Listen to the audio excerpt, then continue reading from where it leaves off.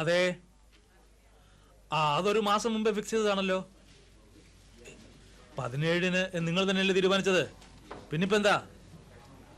ഇല്ലില്ല, അത് നടക്കില്ല. അത് തന്നെയല്ല, നിങ്ങളുടെ ഫംഗ്ഷൻ കഴിഞ്ഞിട്ട് വേണം പ്രസ് ക്ലബിന്റെ. നോ നോ നോ, എനിക്ക് ഇവിടെ ഇരുന്നിട്ട് മിനിസ്റ്ററുടെ പ്രോഗ്രാമും തീരുമാനിക്കാൻ പറ്റില്ല, അദ്ദേഹത്തിന്റെ PA കോണ്ടാക്ട് ചെയ്യാതെ. ആ ആ അത് ഇന്നിന് നടക്കുമെന്ന് തോന്നുന്നില്ല. ഒന്നുമില്ല, പ്രോഗ്രാം പോസ്റ്റ്പോൺ ചെയ്തതായി നിങ്ങളുടെ കുറിപ്പിറക്കുക, ഒരു ടെലിഗ്രാം ഇങ്ങോട്ട് വായിച്ചേക്കുക. ആ ആ അത് നോക്കട്ടെ. നോക്കാം നോക്കാം. ഏതായാലും രാവിലെ ഒന്ന് വിളിക്കൂ. ഓക്കെ.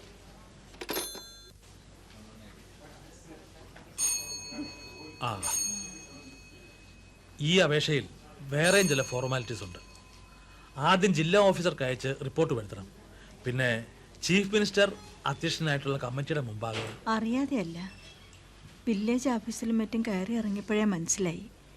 പക്ഷേ കാര്യങ്ങൾ അങ്ങോട്ട് തുറന്നു പറഞ്ഞാൽ എല്ലാം ശരിയാക്കി തരുമെന്നാണ് എല്ലാവരും പറഞ്ഞത്.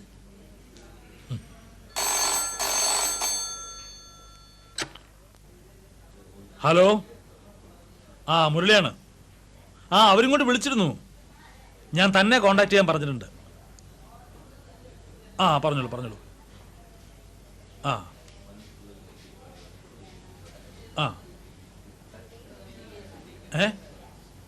യെസ്. ഞാൻ ഹോൾഡ് ചെയ്യാം. സാറ് വേണ്ടത് ചെയ്യുമെന്ന് വിശ്വാസമുണ്ട്. ഒന്ന് നേരിട്ട് കാണാനും പറയാനും കഴിഞ്ഞപ്പോഴേ വലിയ സമാധാനമായി. എന്നാൽ ഞങ്ങൾ ഇറങ്ങട്ടെ.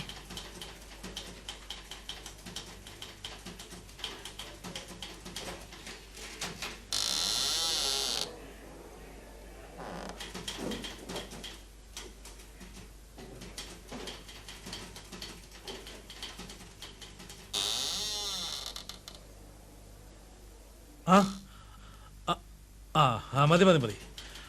ഇനിയിപ്പോ അവർ തിരിച്ചു വിളിക്കാനിടയില്ല. അടുത്ത കറസ്പോണ്ടൻസിന് വേണ്ടി വെയിറ്റ് ചെയ്താൽ മതി. ഓക്കെ.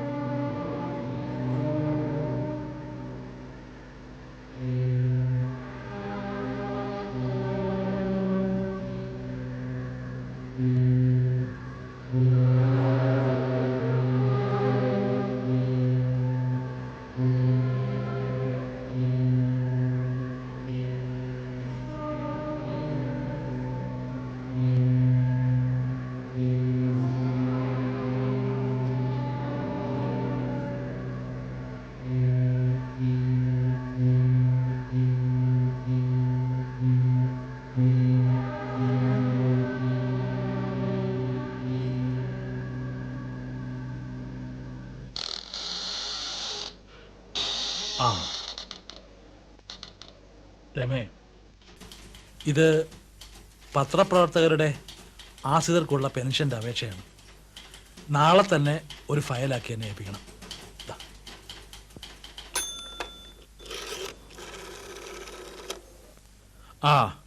ഞാനിന്ന് അല്പം നേരത്തെ ഇറങ്ങും. സുബ്രഹ്മണ്യനോട് ഈ ഫയലൊക്കെ എടുത്ത് കാര്യം വെക്കാൻ പറയൂ.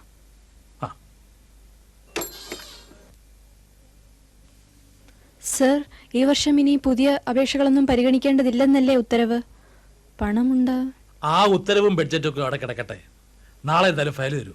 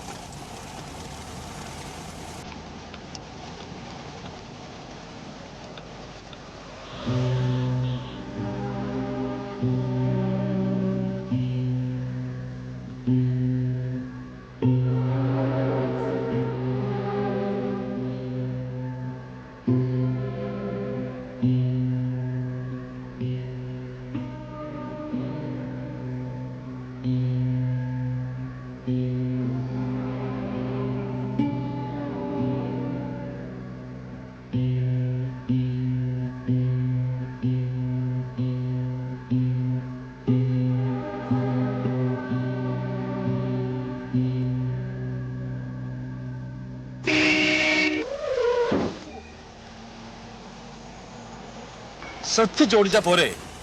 ഒരു സെക്കൻഡ് തെറ്റിയിരുന്നെങ്കിൽ ആ സ്ത്രീയും കുട്ടിയും. ആ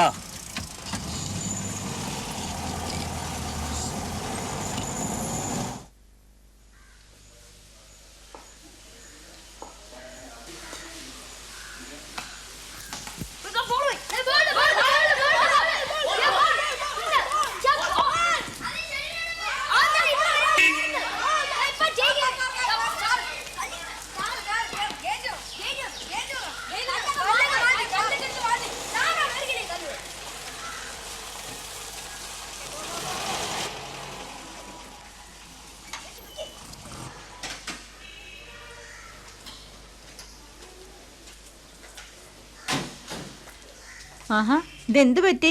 നേരത്തെ ആണല്ലോ. ആ, ഒരു ചായ എടുക്ക്.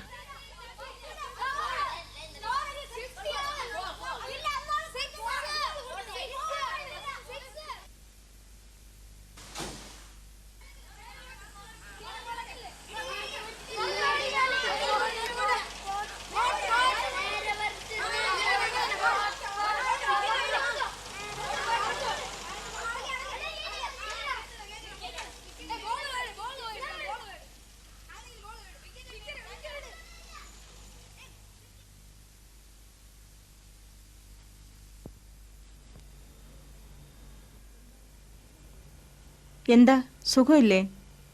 ആ, ഒരു ചെറിയ തലവേദന. അല്പം കഴിയുമ്പോൾ ശരിയാവും. പനിയുണ്ടോ?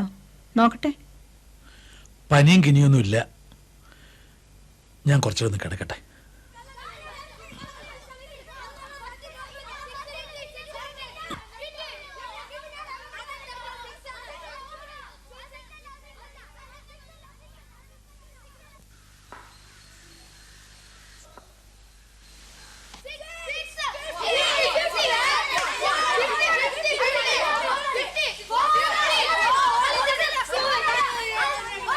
എടാ വിപിൻ, കുറച്ച് ശബ്ദം കുറച്ച് കളിച്ചോടെ നിങ്ങൾക്ക്. അച്ഛനവിടെ തലവേദനയായിട്ട് കിടക്കുക. ബഹളം വെക്കരുതേ.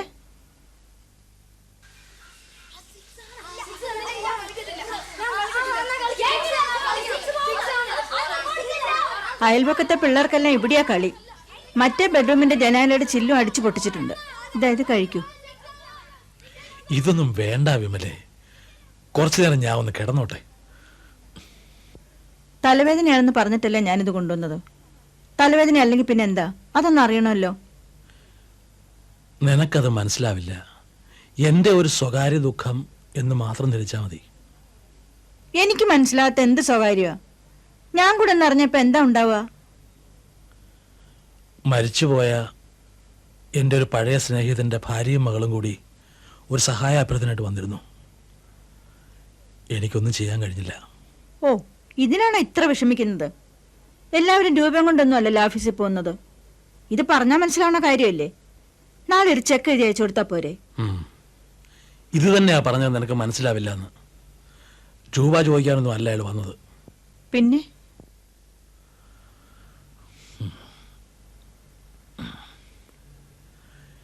എൻ്റെ ഒരു പഴയ കൂട്ടുകാരനാ. പേരുകേട്ട ഒരു പത്രപ്രവർത്തകനായിരുന്നു.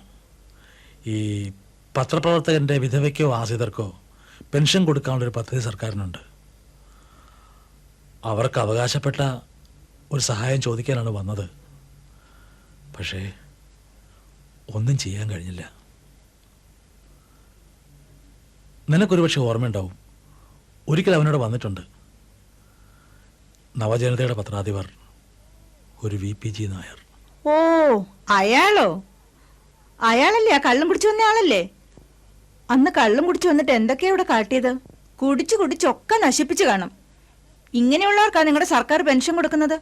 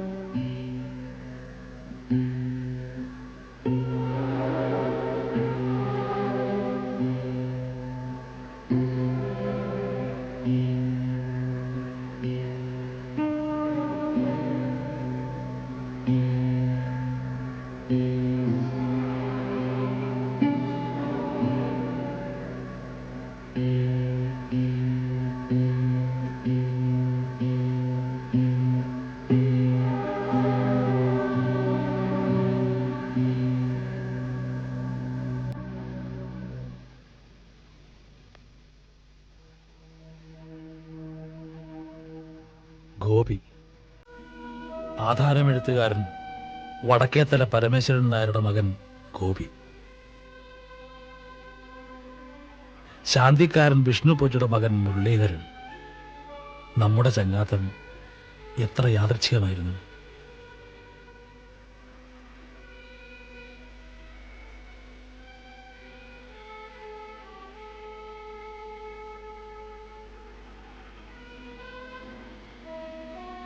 എല്ലായിടത്തും നമ്മൾ ഒരുമിച്ച് തന്നെയായിരുന്നു.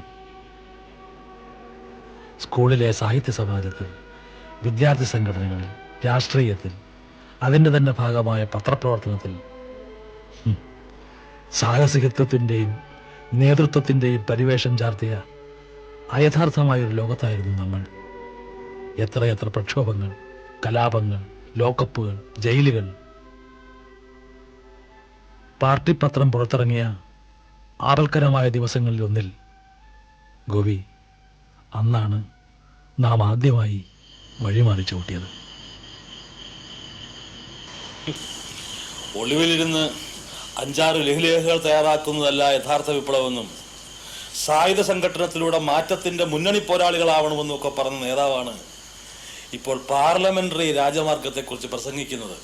എടാ, അനുഭവങ്ങളുടെ വെളിച്ചത്തിൽ, ശാസ്ത്രീയമായ വിശകലനത്തിൽ പാർലമെന്ററി ജനാധിപത്യം പരീക്ഷിച്ചു നോക്കേണ്ടത് ഈ കാലഘട്ടത്തിന്റെ ആവശ്യമാണെന്നല്ലേ അദ്ദേഹം പറഞ്ഞുള്ളൂ. അതിനോടും നിനക്ക് വിയോജിപ്പാണ്? ഇപ്പൊ പാർട്ടി നിരോധനം നീക്കപ്പെട്ടല്ലോ. പുതിയ മാന്യതയിൽ കമ്മിറ്റി അംഗങ്ങൾക്ക് വലിയ വലിയ കുടുംബങ്ങളിൽ നിന്ന് സംബന്ധാലോചനകൾ വരുന്നുണ്ടാവും. ഇതിനിടയിൽ വിപ്ലവത്തിനും വിശ്വാസ പ്രമാണങ്ങൾക്കും സ്ഥാനം എവിടെ? എത്രയെത്ര ചോരപ്പുഴകൾ നമ്മൾ ഒഴുക്കി, എത്ര ജീവിതങ്ങൾ തൊലച്ചു. എന്തിനു വേണ്ടി?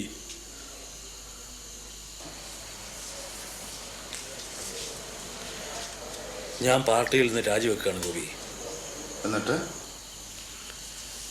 MA പരീക്ഷ എഴുതിയിരുന്നില്ലല്ലോ, അതൊന്ന് എഴുതണം.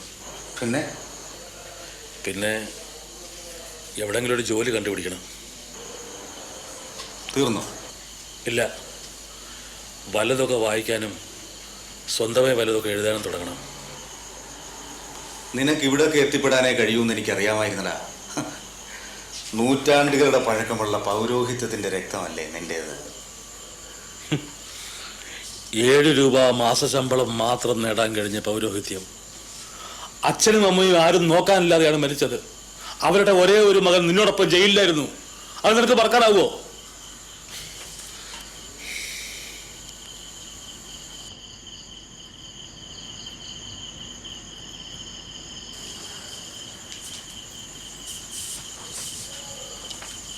നിന്നെ സങ്കടപ്പെടുത്താനല്ല ഞാനിത് പറഞ്ഞത്. നിനക്കറിയാം എനിക്കതിനാവില്ലെന്ന്. നീ എന്നും ഇങ്ങനൊരു സെന്റിമെന്റൽ ഇഡിയറ്റ് ആയിരുന്നടാ. നിനക്ക് അവിടെ ഒന്നും മോചനവും ഉണ്ടാവില്ല. നിനക്കൊരിക്കലും പാർട്ടിയോട് കൂറുണ്ടായിരുന്നതായി എനിക്ക് തോന്നിയിട്ടില്ല. എനിക്കെന്നും കൂറ് ആദർശങ്ങളോടും ആശയങ്ങളോടുമായിരുന്നു. വിപ്ലവത്തിൻ്റെ ആദർശമാണ് എന്നെ പാർട്ടിയിൽ എത്തിച്ചത്. ഇനിയിപ്പോൾ പാർലമെന്ററി പ്രവർത്തനം. എന്നെ സംബന്ധിച്ചിടത്തോളം ഇനി ഇത് വിപ്ലവത്തിൻ്റെ പാർട്ടിയല്ല. എനിക്കിനിവിടെ സ്ഥാനവുമില്ല.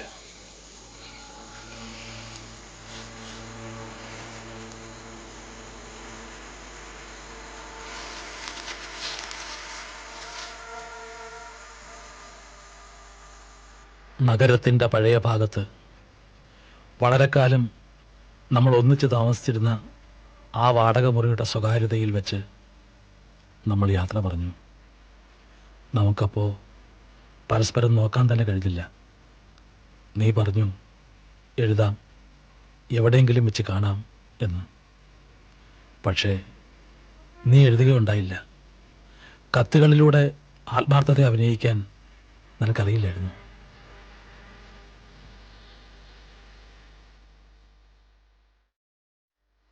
വർഷങ്ങൾ കഴിഞ്ഞു, ഭരണങ്ങൾ മാറി, പാർട്ടികൾ മാറി.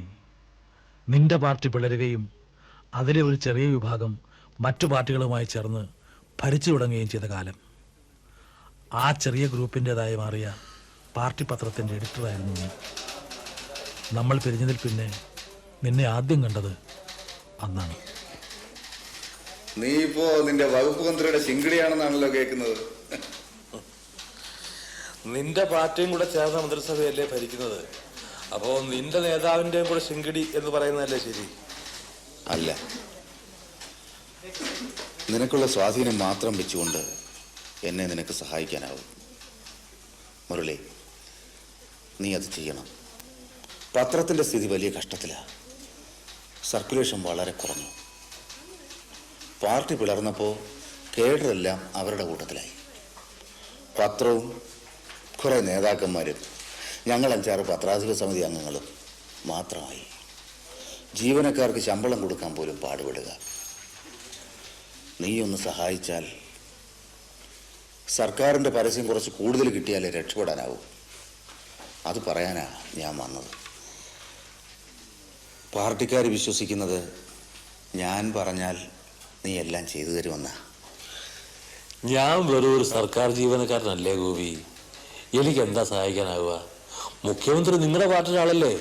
ഒരു ഉത്തരവ് ഇങ്ങോട്ട് വാങ്ങി തന്നാൽ എനിക്ക് എന്തെങ്കിലും ചെയ്യാൻ എളുപ്പമാവും.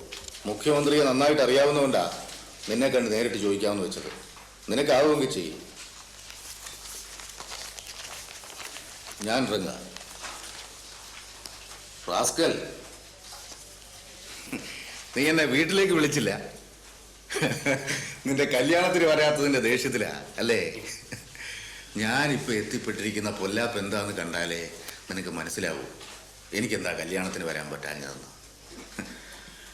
അത് പോട്ടെ, നിന്റെ അന്തർജനത്തിനെ കണ്ട് 4 മൊഴിയടിക്കാൻ ഞാൻ വരുന്നുണ്ടെന്ന് പറഞ്ഞേ.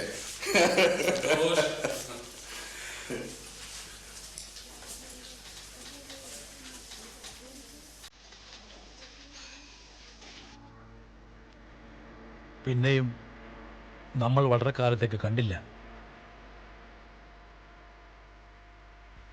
നിന്റെ പത്രത്തിൻ്റെ പ്രസിദ്ധീകരണം നിലച്ചു.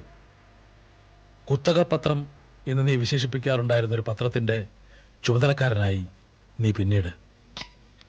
നിന്നെ അവർ വിയറ്റ്നാമിലും കോങ്കോയിലും അയച്ചു. ചിലിയിലും ഗോട്ടിമാലയിലും നിന്ന് നീ റിപ്പോർട്ടുകൾ അയച്ചു. നിന്റെ ലേഖനങ്ങൾ ആ പത്രത്തിൻ്റെ പ്രചാരം വലിയ തോതിൽ ഉയർത്തി. നീ വളർച്ചയുടെ പടവുകൾ ചവിട്ടിക്കയറുന്നത് ഞാൻ അകന്നു നിന്ന് കാണുന്നുണ്ടായിരുന്നു.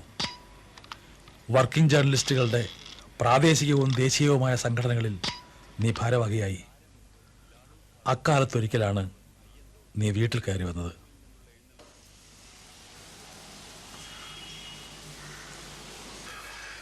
നീ ഇവിടെ ഉണ്ടാവുമെന്ന് ഉറപ്പില്ലായിരുന്നു. പഴയ ഒരു വാഗ്ദാനം ഉണ്ടല്ലോ, നിന്റെ അന്തർജനത്തെ കണ്ട് 2 മൊഴി പറയാൻ. കുഞ്ഞാത്തോലെ, അടിയൻ ഈ തിരുവേനിയുടെ നാട്ടുകാരനാ. ആധാരമെഴുത്തുകാരൻ പരമേശ്വരൻ നായരുടെ മകൻ ഗോപിനാഥ്.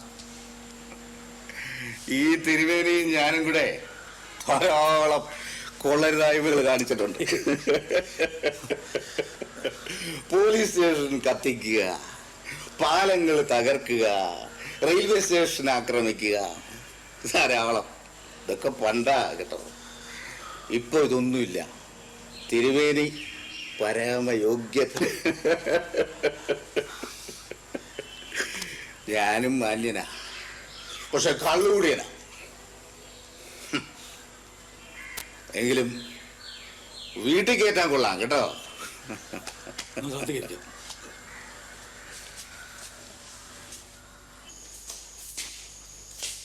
ഷാജില് വീടാണല്ലോ. വാടകയാണ്. നീ എപ്പോഴാ എത്തിയേ? എവിടാ താമസം? രാവിലെ നേരത്തെ എത്തി. താമസമൊന്നുമില്ല, ഒരു ടാക്സിയിലാ വന്നത്. അത് തന്നെ തിരിച്ചു പോകണം. ഞങ്ങൾ ഈ വർക്കിംഗ് ജേർണലിസ്റ്റുകളുടെ അവകാശ ദിനാചരണം പ്രമാണിച്ചു വന്നതാ. കൊടി ഉയർത്തൽ, ബാഡ്ജ് കുത്തൽ, മുദ്രാവാക്യം വിളിക്കൽ, ഈ ചടങ്ങുകളെല്ലാം വേദപുസ്തകത്തിലെ വിധി പ്രകാരം നിർവഹിച്ചു. പുതിയ പിള്ളേരാ, കൂടെ നിന്നില്ലെങ്കിൽ അവർക്കെന്ത് തോന്നും? പണ്ട് നമ്മളുണ്ടാക്കി കൊടുത്ത ആ പദസമുച്ചയങ്ങളില്ലേ, കരിങ്കാലി, മൂരാച്ചി എന്നിങ്ങനെ, ഇന്ന് പിന്നിൽ നിന്ന് ആരും കേൾക്കാതെ അത് വിളിക്കും.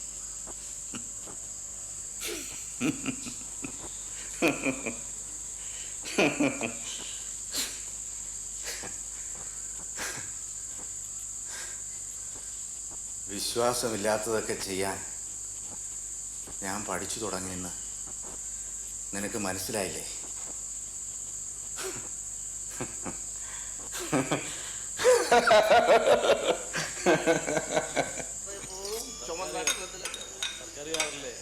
എന്നാലോ വലിയ അധികാരമല്ലേ? എത്ര പേർക്കുണ്ട് കേരളത്തില് സർക്കാരിന്റെ വാഹനത്തിൽ പോകാനുള്ള അധികാരം? അയ്യോ കുഞ്ഞാത്തോല്, ക്ഷമിക്കണം, അടിയന് ചായ ഒന്നും ഏക്കുകയല്ല. വേറൊന്നും ഇവിടെ കിട്ടുകയില്ലല്ലോ. എനിക്ക് ഉടനെ പുറപ്പെടണം. താമസിച്ച ടാക്സിക്ക് കാശ് ഒരുപാടാവും. വേറൊരിക്കൽ ഭാര്യയും മോളുമായിട്ട് വരാം. മോളെ നിനക്കിഷ്ടാവും. അവള് നന്നായിട്ട് പാടും. വരട്ടെ.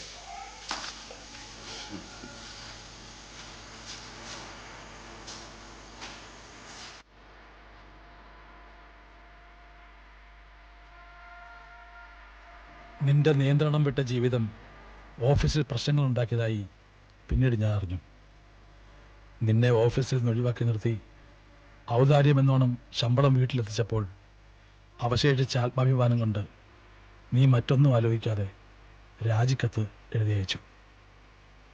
നിന്റെ പതനം എനിക്ക് ആലോചിക്കാനാവുന്നില്ല ഗോപി. പിന്നെയും കുറേ മാസങ്ങൾ കഴിഞ്ഞാണ് ഞാൻ നിന്നെ കണ്ടത്.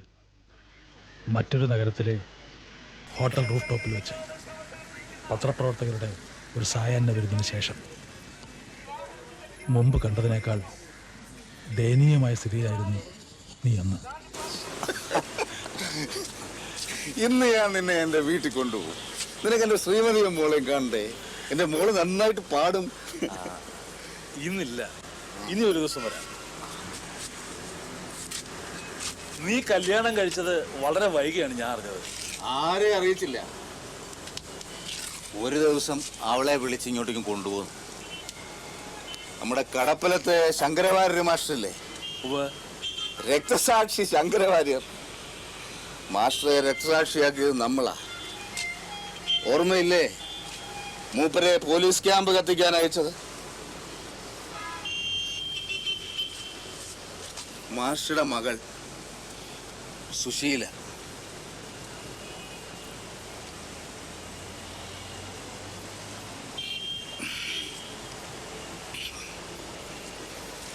പത്രത്തിൽ എഴുതുന്നവനും സ്വാധീനമുള്ളവനുമായതുകൊണ്ട് ഒരു ജോലി തരപ്പെടുത്താമെന്ന് വിചാരിച്ച അവൾ എന്നെ വന്ന് കണ്ടത്. ശങ്കരവാര്യര അച്ഛനെന്ന് പറഞ്ഞപ്പോ പിന്നെ എനിക്കൊന്നും പറയാൻ കഴിഞ്ഞില്ലടാ.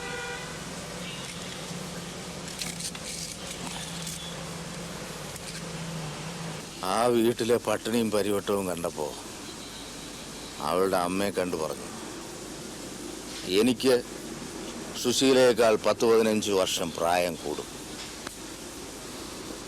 പിന്നെ ജാതിയുടെ വ്യത്യാസമുണ്ട്.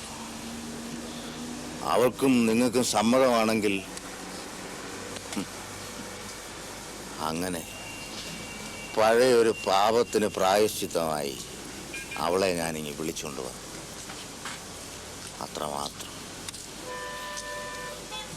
നിനക്ക് തോന്നുന്നുണ്ടാവും ശങ്കരവാര്യരോട് ചെയ്ത ക്രൂരത പോരാഞ്ഞ് മകളോടും എന്ന്. എനിക്ക് നമുക്കിപ്പൊ തന്നെ വീട്ടിൽ പോവാം. നിനക്കും കാണില്ലേ ശങ്കരവാര്യരോട് പ്രായശ്ചിത്തം ചെയ്യാൻ? ഇന്നില്ല, ഇനിയൊരു ദിവസം ഞാൻ നിന്റെ വീട്ടിലേക്കായിട്ട് തന്നെ വരുന്നുണ്ട്. ഞാൻ തിരിച്ചു പോയേ പറ്റൂ.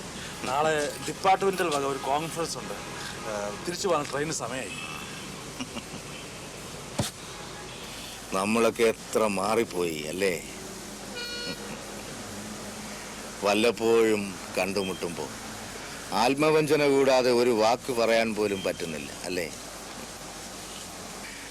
എന്നെ ഒഴിവാക്കി രക്ഷപ്പെടണമെന്നാണ് നിന്റെ ആഗ്രഹം അല്ലേ? നിന്നെ ഞാൻ കുറ്റപ്പെടുത്തുന്നില്ല. കുടിച്ചു കൂത്താടി നടക്കുന്ന ഈ എന്നെ നിനക്ക് പരിചയമില്ല. എന്നെ സഹിക്കാനും പൊറുക്കാനും നിനക്കാവുന്നില്ല.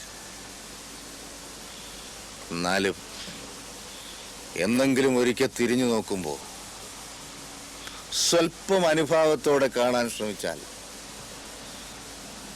നിനക്കും മനസ്സിലായി എന്ന് വരും. നാട്ടുംപുറത്തിന്റെ ഇടുങ്ങിയ ചുറ്റുവട്ടത്തിനപ്പുറത്തേക്ക് സ്വന്തം വിശ്വാസത്തിന്റെ ശക്തി കൊണ്ട് മാത്രം കടന്നു വന്ന പുതിയ ലോകങ്ങൾ കാണാൻ ശ്രമിച്ച ഒരു പാവം പയ്യനെ പറ്റി നീ ഓർക്കും.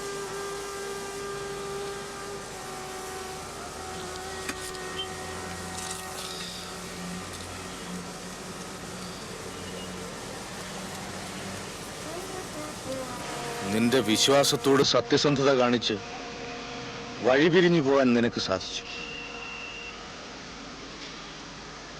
എനിക്ക് അതിനും ധൈര്യമുണ്ടായില്ല. എനിക്കെന്നും നിന്നോട് അസൂയായിരുന്നടാ. നിന്റെ വിശ്വാസങ്ങളും ഇച്ഛാശക്തിയും പൊരുത്തപ്പെടുത്തി കൊണ്ടുപോകാൻ നിനക്കെന്നും കഴിഞ്ഞിരുന്നു. പക്ഷെ ഞാൻ ഉറച്ചതെന്ന് വിശ്വസിച്ചിരുന്ന പാർട്ടിയും സൗഹൃദങ്ങളും പിളരുകയും കൊഴിയുകയും ചെയ്തപ്പോൾ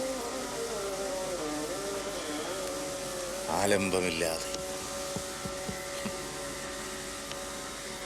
പെരുവഴിയിലെ കരിയിലകൾ പോലെ കാറ്റിനൊത്ത് പറന്നു പറന്നു പോയി. ഇപ്പോ ഇവിടെ ഈ ഇടത്താവളത്തിൽ അടുത്ത കാറ്റിന് എവിടെയാണെന്ന് ആർക്കറിയാം?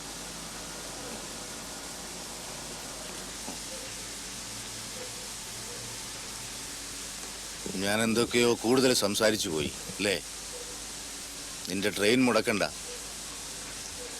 കാണാം ഇനിയും. Good night.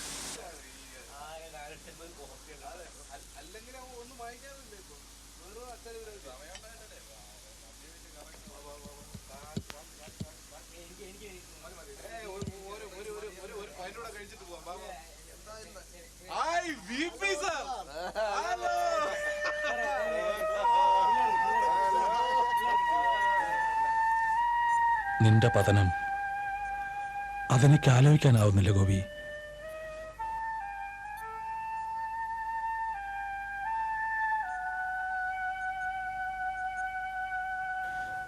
പിന്നീട് നിന്നെ ഞാൻ കണ്ടില്ല. ഭാര്യയും മോളുമൊത്ത് വീട്ടിൽ വരാം എന്ന് നീ ഒരിക്കൽ പറഞ്ഞിരുന്നു. ഒടുവിൽ ആ അമ്മയും മകളും മാത്രമാണ് വന്നെന്നെ കണ്ടത്.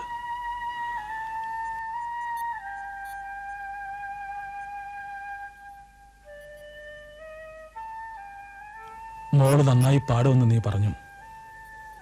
എന്തായിരുന്നു അവളുടെ പേര്? ചോദിക്കാൻ പോലും ഞാൻ വിട്ടുപോയി.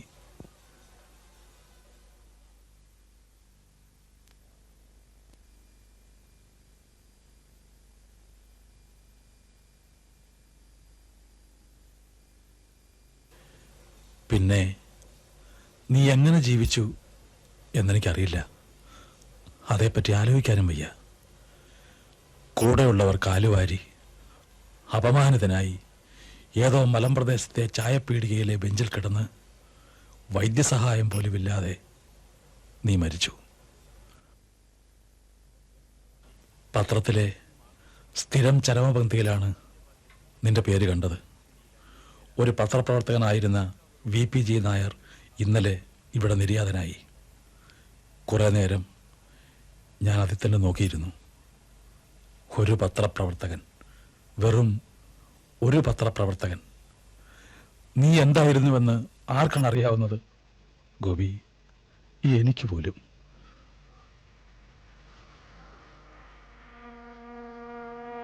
നമ്മുടെ ആ നാട്ടുംപുറത്ത് നിന്ന് കാട്ടുവഴിയിലൂടെ നടന്ന് നാം എന്തിനാ ഗോപി നഗരത്തിൻ്റെ ഈ കാനനാന്തരങ്ങളിൽ വന്നുവിട്ടത്?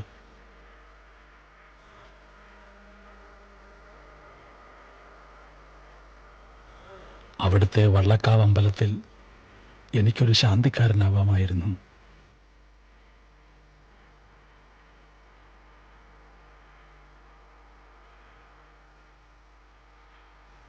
നിനക്ക് നിന്റെ അച്ഛൻ്റെ ആധാരമെഴുത്ത് ആപ്പീസുണ്ടായിരുന്നു. നാം എന്താണ് നേടിയത്? ഒന്നും സാധിച്ചില്ല. വലിയ ഈ ലോകത്തിലെ എത്രയോ നിസ്സാരന്മാരായ നമ്മുടെ ചെറിയ മനസ്സുകളിൽ അറിവിൻ്റെ മുറിവുകൾ ആരോ ഉണ്ടാക്കി, അസ്വസ്ഥതയുടെ കൊടുങ്കാറ്റുകളെ ഇളക്കി. അതിൽപ്പെട്ട് മറ്റു പലരെയും പോലെ നമ്മളും പറന്നുപോയി. നിന്റെ വാക്കുകളിൽ പറഞ്ഞാൽ പെരുവഴിയിലെ കരിയിലകളെ പോലെ.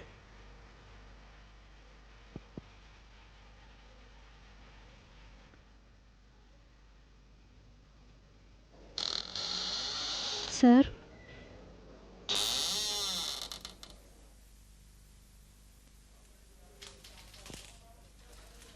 ഇന്നലെ ഞാൻ പറഞ്ഞ കാര്യമാണ്. ഇന്ന് തന്നെ ഗവൺമെൻറ് ഓർഡർ ഇറക്കണം. നടക്കരുത്. ഒരു കോപ്പി എനിക്ക് തരികയും വേണം. സർ, ഇത് ഈ വർഷം പുതിയ അപേക്ഷകളൊന്നും പരിഗണിക്കേണ്ടെന്നാ പറഞ്ഞിരുന്നത്. സാരല്ല, ഒരു സ്പെഷ്യൽ കേസായി പരിഗണിക്കുന്നു എന്ന് നോട്ട് ചെയ്താൽ മതി. സർ, ഇത് പെൻഷൻ കമ്മിറ്റി തീരുമാനിക്കേണ്ട കാര്യമാണ്. കമ്മിറ്റിയുടെ അധികാരം ഉദ്യോഗസ്ഥർ കയ്യേറിയെന്ന പരാതി വന്നാലോ? പിന്നീട് CM തന്നെ. കുഴപ്പമില്ല രമാവതി. അതല്ലേ ഇന്ന് തന്നെ ഉത്തരവിറക്കിയിട്ട് CM-ന് അപ്രൂവലായിട്ട് അയക്കാൻ എഴുതിയത്. അദ്ദേഹത്തിന് ഈ ഉത്തരവ് അംഗീകരിക്കാതിരിക്കാൻ പറ്റില്ല. പെൻഷൻ അപേക്ഷിച്ച സ്ത്രീയുടെ ഭർത്താവില്ലേ, മരിച്ചുപോയ പത്രപ്രവർത്തകൻ, അദ്ദേഹത്തിൻ്റെ ശിഷ്യനായിട്ടാണ് ഈ ചീഫ് മിനിസ്റ്റർ രാഷ്ട്രീയ പ്രവർത്തനം തുടങ്ങിയത്.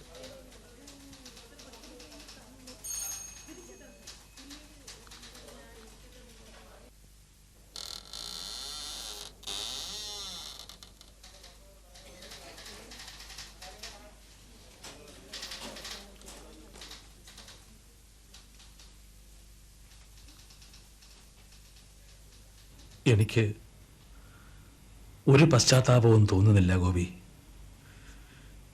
കാലത്തിൻ്റെ കരുക്കൾ മാത്രമാണ് നമ്മൾ.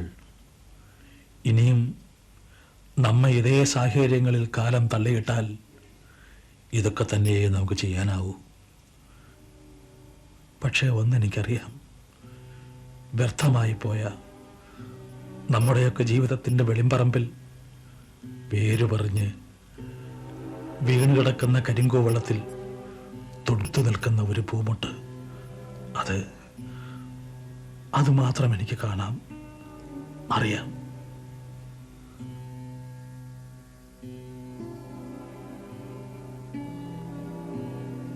കരിങ്കോവളപ്പൂ പോലെയുള്ള കണ്ണുകൾ, നീർനിറഞ്ഞ നിസ്സഹായമായ കണ്ണുകൾ.